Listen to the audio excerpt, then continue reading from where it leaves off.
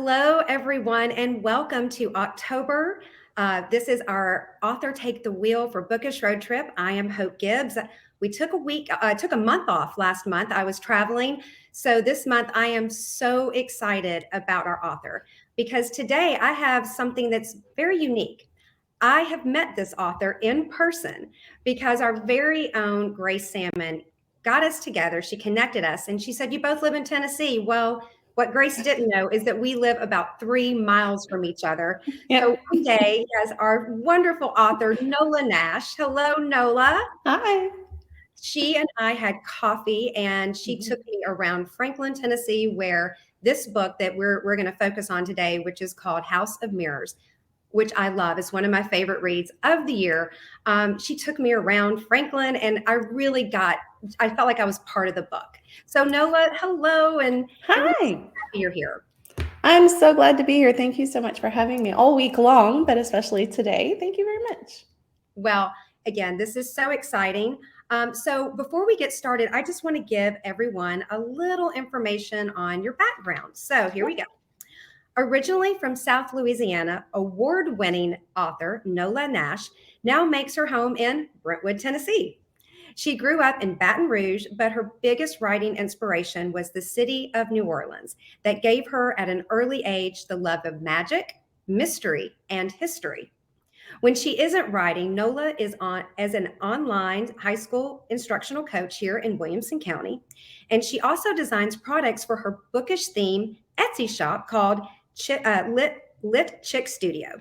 Additionally, she is a podcast host for Dead Folks Tales, BYOB, which is Bring Your Own Book, and the Otherworlds for authors on the Air Global Radio Network.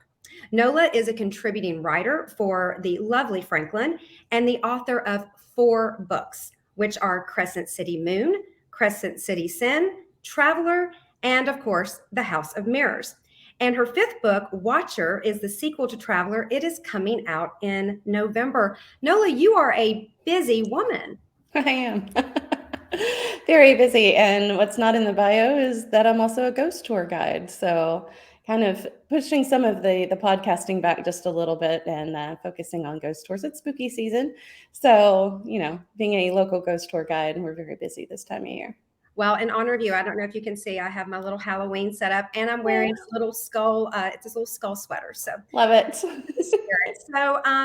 So for those of you who are joining us live or going to join us later, leave comments and questions and Nola and I will get to them and we will try to answer them because I know a lot of you are going to be watching this on replay. So let's just dig right in. So for those who have not had the pleasure, like I have, to read this incredible book, can you give us a synopsis of House of Mirrors? Sure. This is a dual timeline book. So we have the 24 hours of the day that the Battle of Franklin happened. So dawn to dawn, November 30th, 1864. The Battle of Franklin was known as and is still known as the 5 bloodiest hours of the American Civil War. Largely forgotten, unfortunately so. But I wanted to weave the Battle of Franklin through a modern day haunting of downtown Franklin. And it's a beautiful Hallmark town, and actually has been a Hallmark in a Hallmark movie.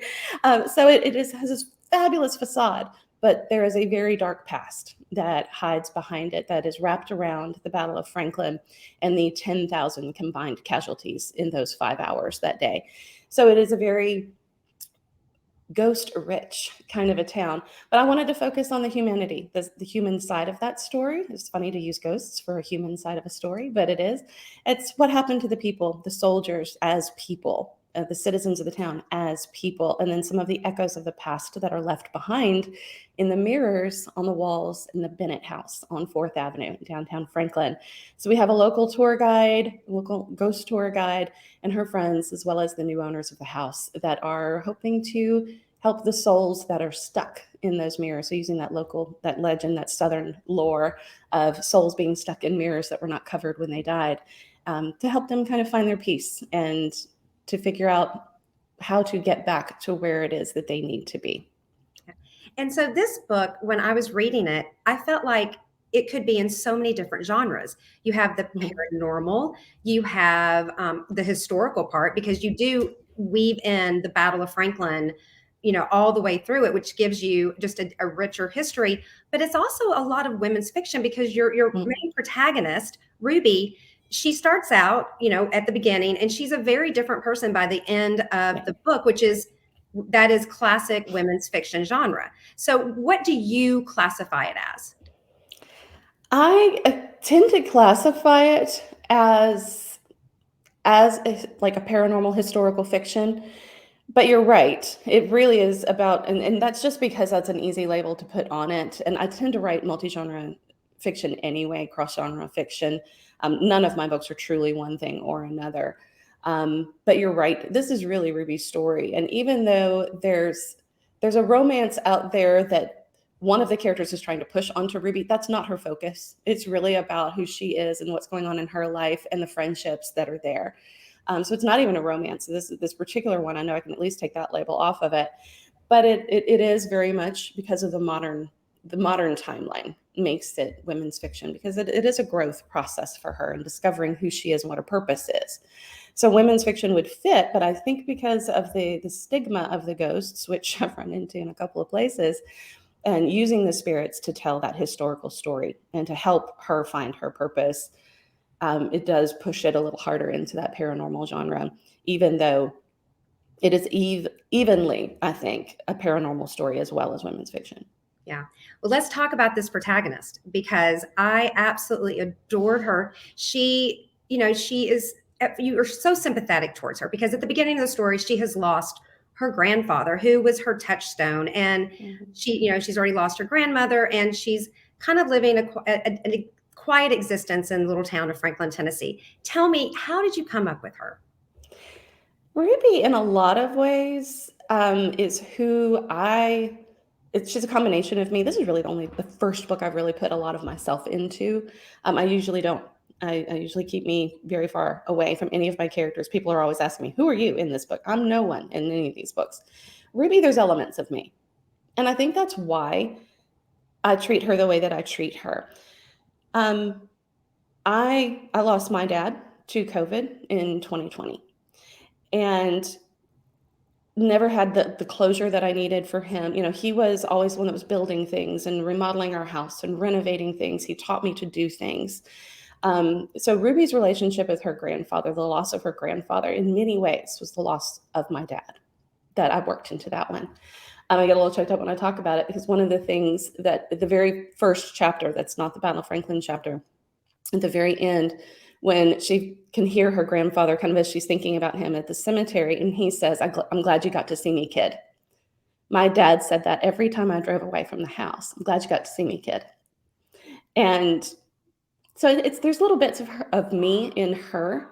She's a younger version of me. She's if I were her age when that happened, I would feel lost. I would feel kind of adrift in the town that was so familiar to me, but also in many ways for her, so full of ghosts, her own personal ghosts, the loss of these people that were so much a part of the town and part of who she is, that now not having them, it's almost like walking amongst shadows.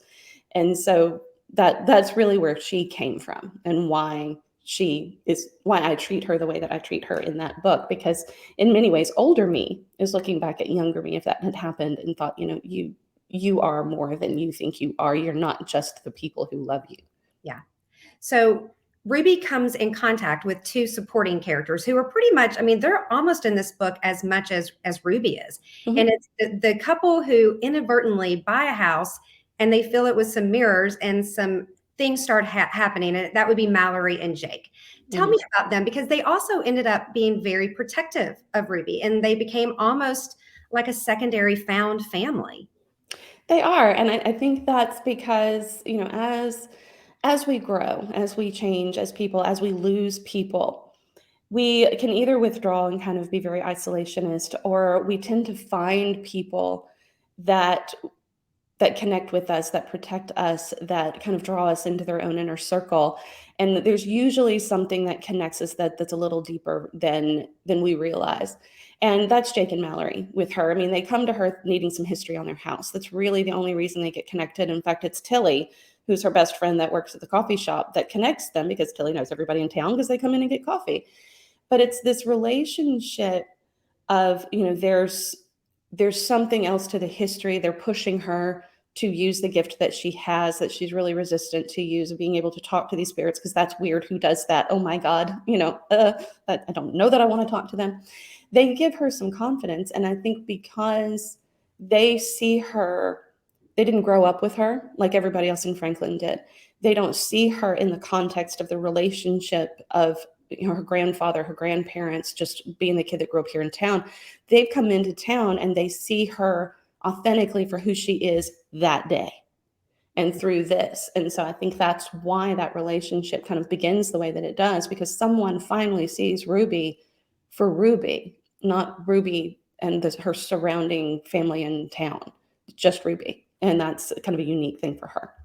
So to me, another character of this book is the setting. I feel like Franklin, Tennessee is a character. And so as we were saying earlier on, we live in Brentwood and it's all of 10 minutes. I've been to Franklin hundreds of times and I never experienced Franklin the way I experienced it with you, because you walked me around. Because the places that you talk about in this book, the locations, they are real locations. And Yeah. I've heard them, but you were giving me the history, and I loved how you interwove them into this story, and also the coffee shop where the characters often go for. I think is it London fog tea? Is that what she drinks? A cinnamon orange London fog tea, which is actually my drink at that coffee shop. I sat in that coffee shop and wrote this book, and so it's in the book.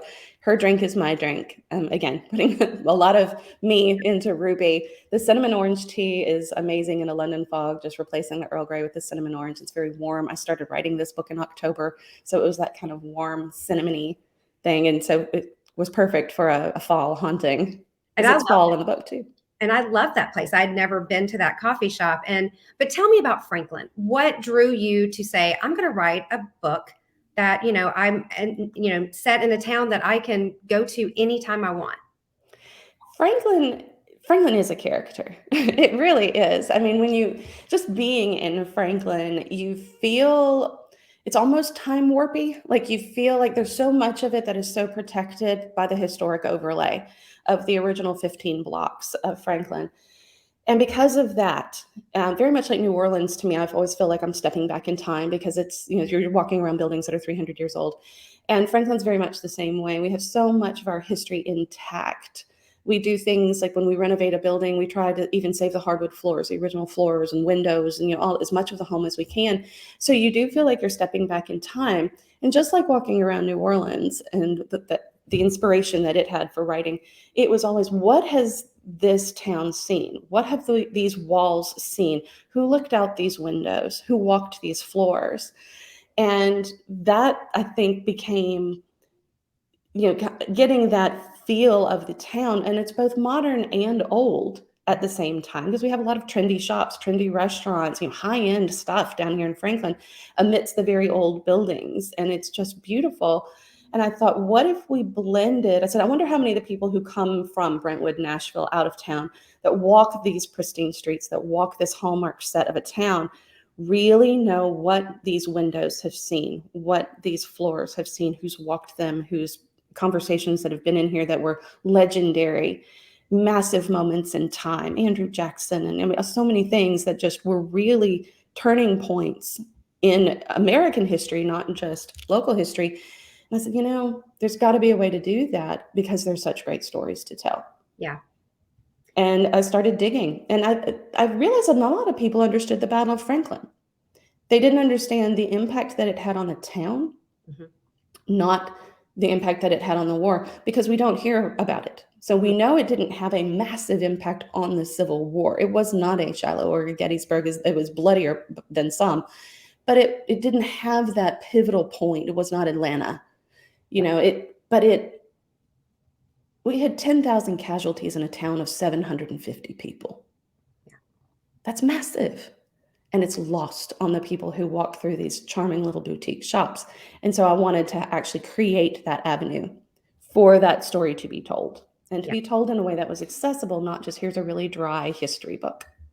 Oh, and you definitely, I knew about, if you live in this area, you know about the Battle of Franklin, but I didn't realize how much I didn't know. So after reading your book, I started just Googling everything I could, because it was fascinating, because you don't hear about it like you do some of the other battles, and it was such a bloody battle.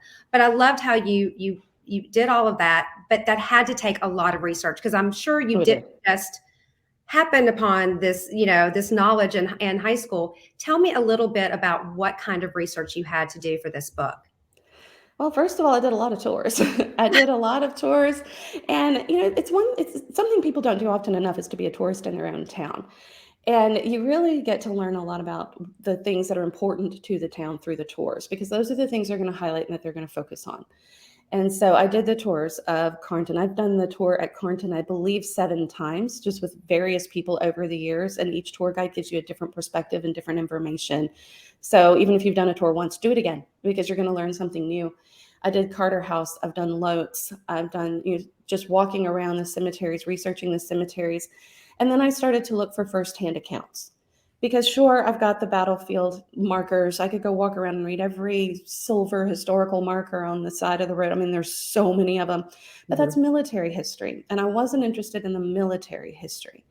I was more interested in the human side of it. So I needed human stories. And so I was able to find, through just various books that I was able to dig through, find letters, diary entries, letters to newspapers, articles with quotes from people, firsthand accounts from people who went through that day, both sides. And that was the other thing to me, is I knew the Confederate Army had the largest number of casualties, and so there were more of them that remained in Franklin after the Civil War. But even Franklin was divided 50-50.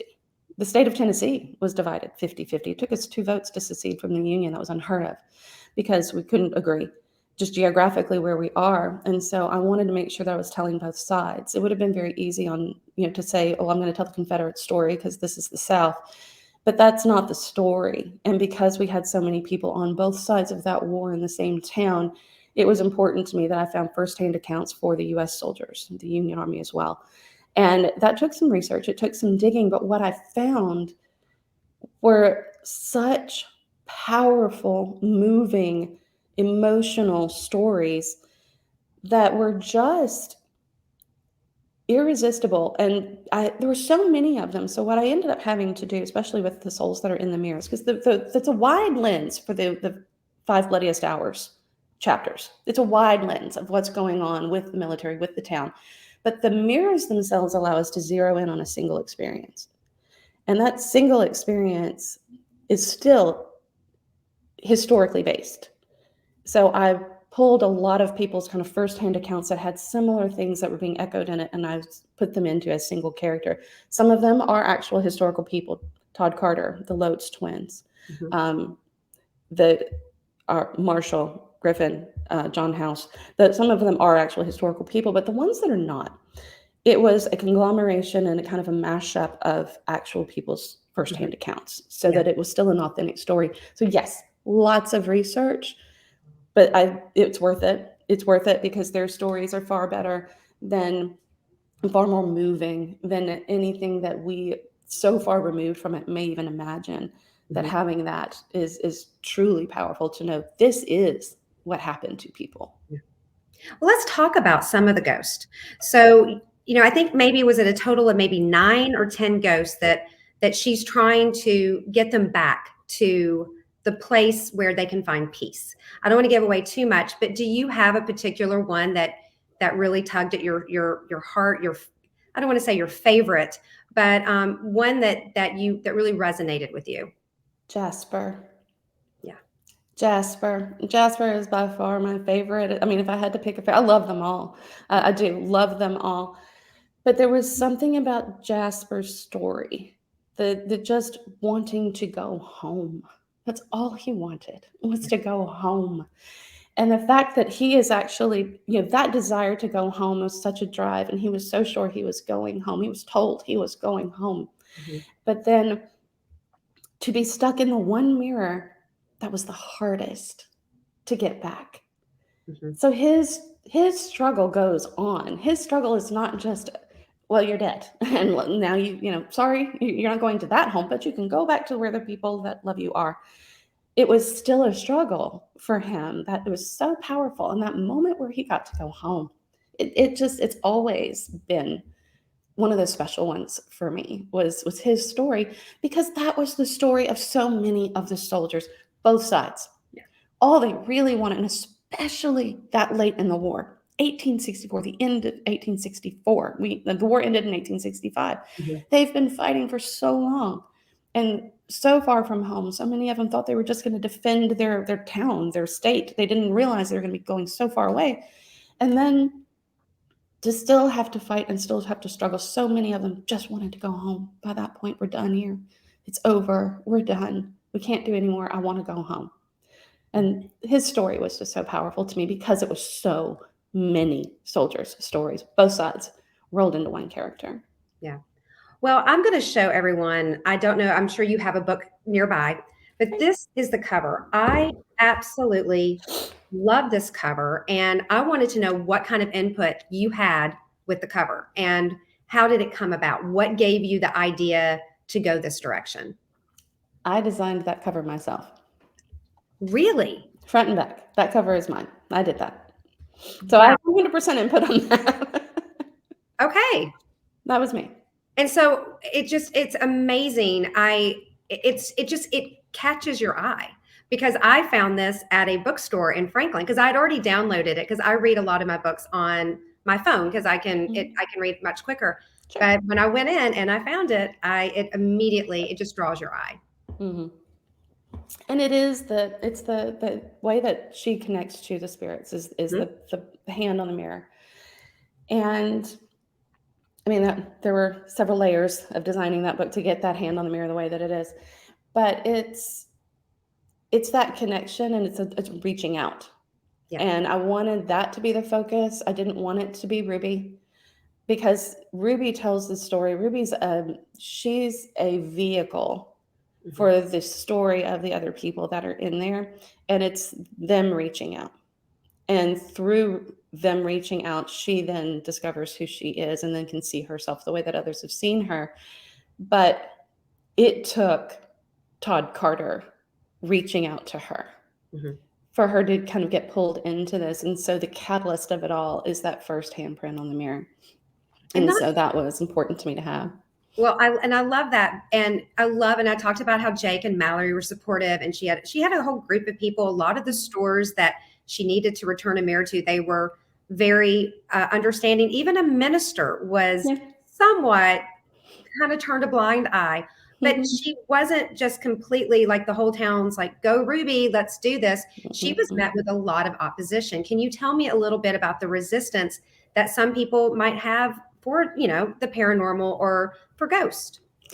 I think a lot of people, this is a very, we have I don't know, 8, 9 churches in a little tiny block, a few blocks of downtown Franklin. And so it's one of those things where they all have ghost stories. Everybody's got something that they've experienced because Franklin is haunted as heck.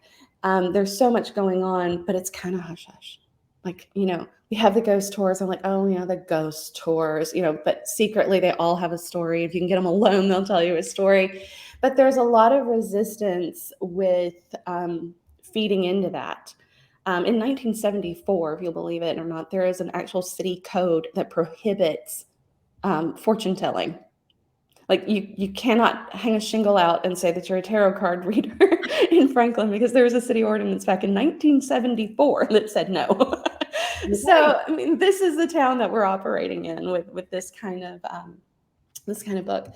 And, they've come a long way since 1974 and, but there is still some resistance. And the main resistance that I have met personally with this has actually been the Battle of Franklin Trust, which in the book has an issue with it. It has an issue with the haunted mirrors and the fact that, Carter and Carnton are not haunted in any way. Yeah, they are. Yeah, they are. But they won't have any of that because they feel that it detracts from the history. They feel that the woo-woo stuff is going to take away from the magnitude and the gravity of the history at those homes.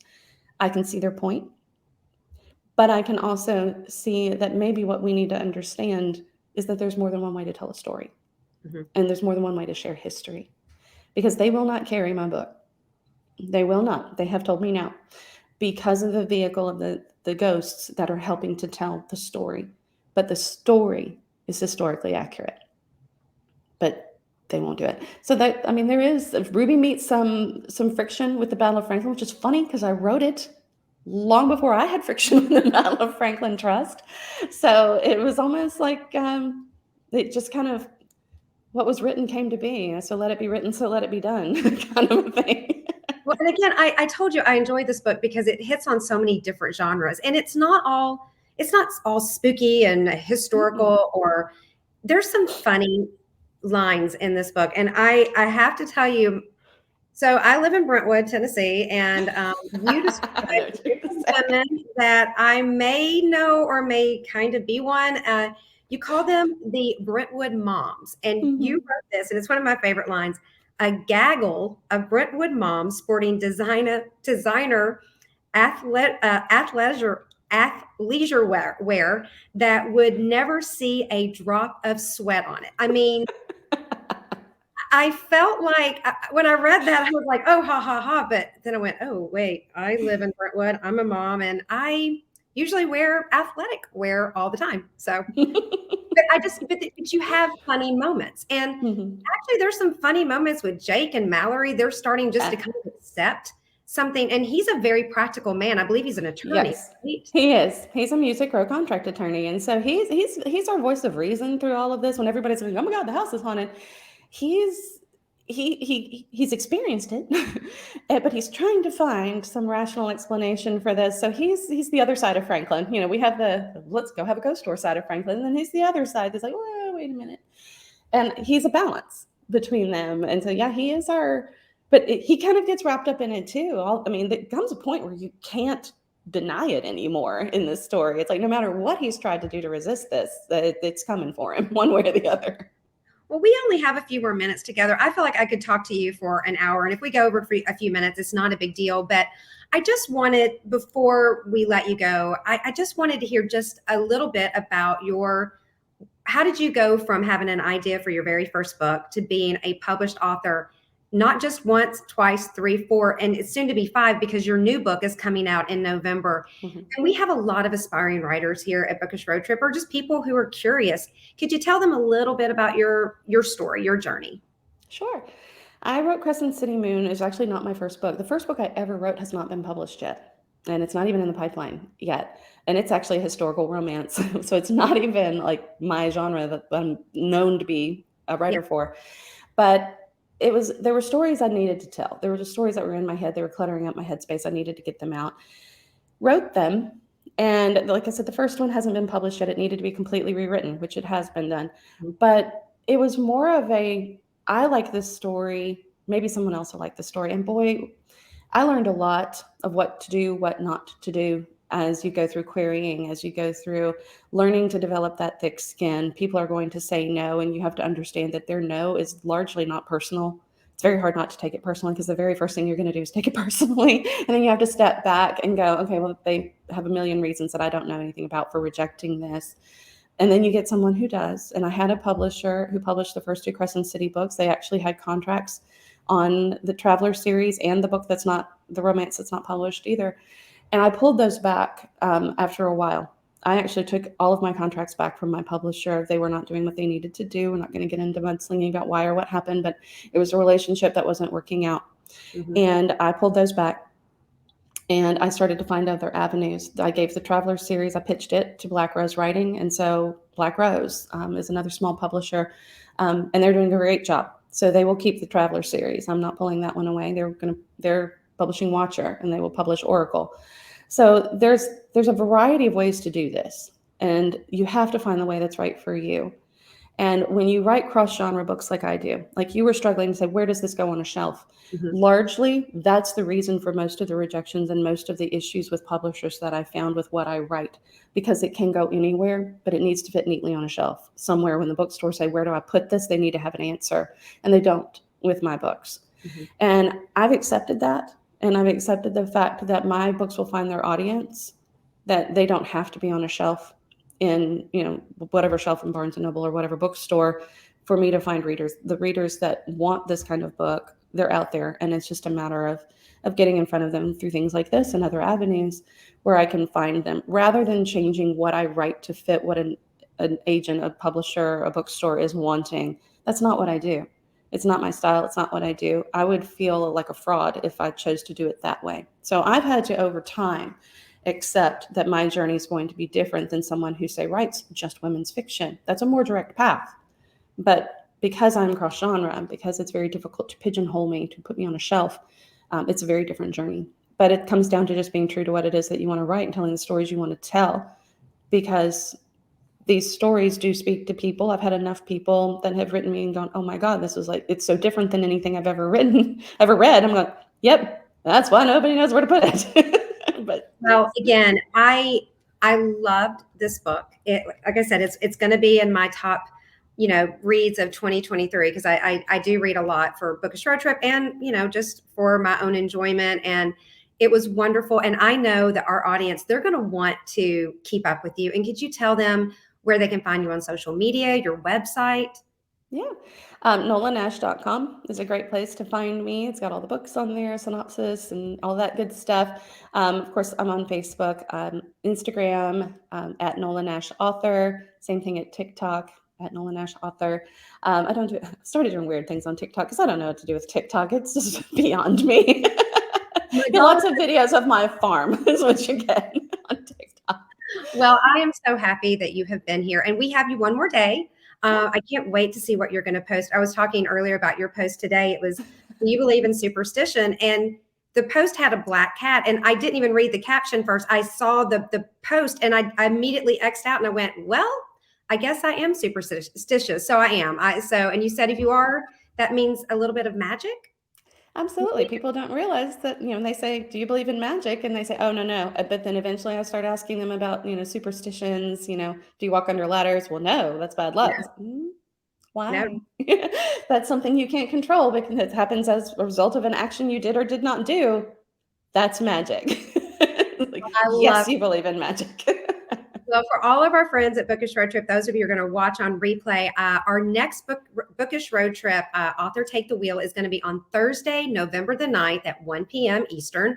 And I'm going to be interviewing best-selling author Jean Meltzer. And it is her Hanukkah-inspired book called The Matzah Ball, which is going to be developed into a movie. And I am so excited to have her next month. And we are going to actually add another author take the wheel this time in December, and we're going to have 2 Christmas authors. So for the next few months, we're going to be doing a very kind of themed author take the wheel, just like we did this month with House of Mirrors. Mm-hmm. So everyone, again, thank you, Nola, and until next time.